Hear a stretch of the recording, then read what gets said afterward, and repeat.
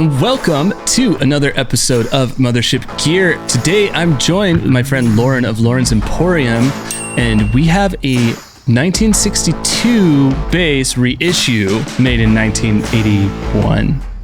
81, 82, or 83. Early 80s.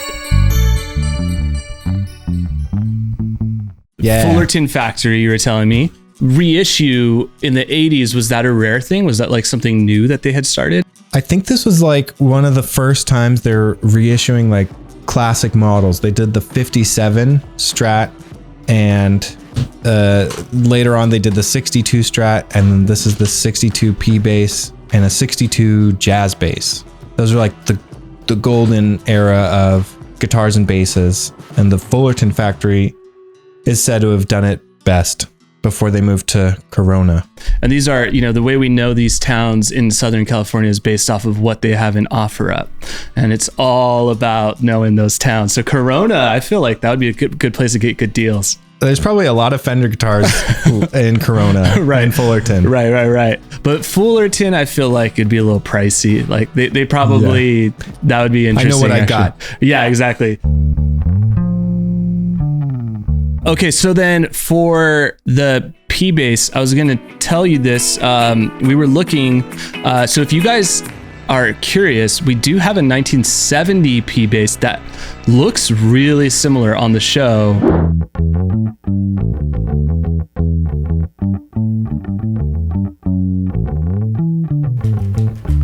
It's really sick. And then with a little like some saturation.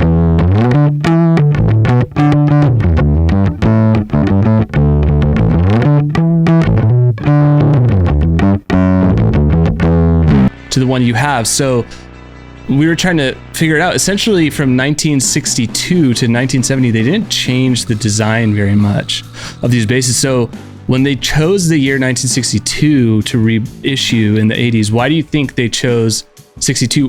Was prior to 62, was it also basically looking the way that it looks now as a design? There was some differences. I think in the early 50s, you had like a telly looking bass, different headstock, different body. Right. One single pickup. And I think that one came first, and then came this type of P bass where you have the split single. So this is a humbucker, so there's no buzz. Okay. Where if you just have a regular single coil pickup, there's some buzz, 60 cycle hertz. And the original, I think it was 54 or 57, one of those dates. It was a maple neck with a maple fretboard, a sunburst body, and aluminum anodized pickguard. So the aluminum helped with like feedback and radio frequencies and whatnot, like a big piece of shielding. Wow. And then it evolved to the tortoise pickguard, and so on and so forth. And then in the 70s, I think they changed the logo. It looked a little different than this one. You purchased this in what, last several years? Many years ago, I went to the Guitar Collector in Orange. He had this hanging on the wall. I was like, this is the coolest looking bass. I picked it up and I really liked how the neck felt. This is a D shape instead of your modern C. And it feels really flat. It's like flat and wide.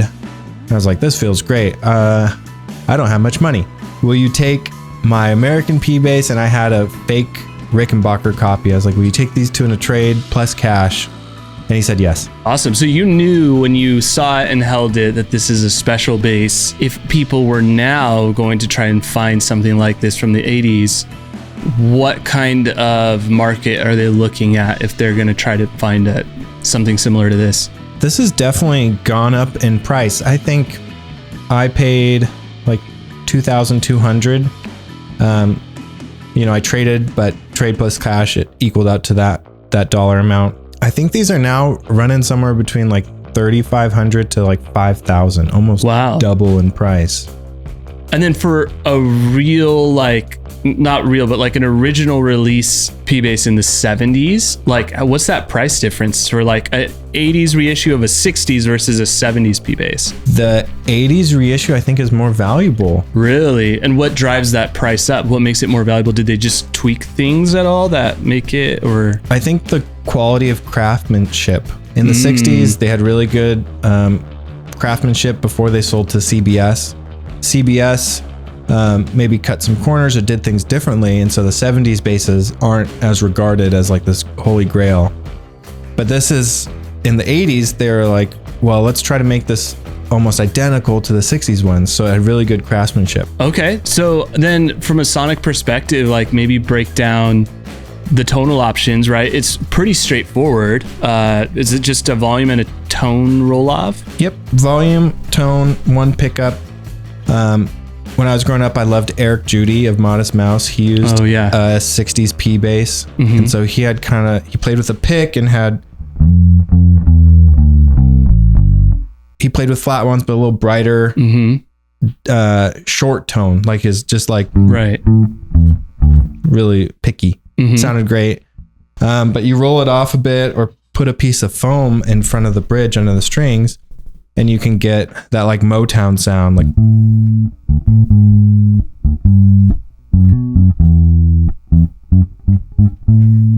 Right. And it's got like a pokiness to it too, you know, like it cuts through what I'd imagine the small speakers that people were listening to at the time. It hasn't really changed in its lifetime. You can still buy a P bass and it'll basically look like this, So you can get a large amount of tones, modern to vintage, with just the roll of a volume and the roll of your tone knob. Right. Maybe a different amp or a different pedal. Totally.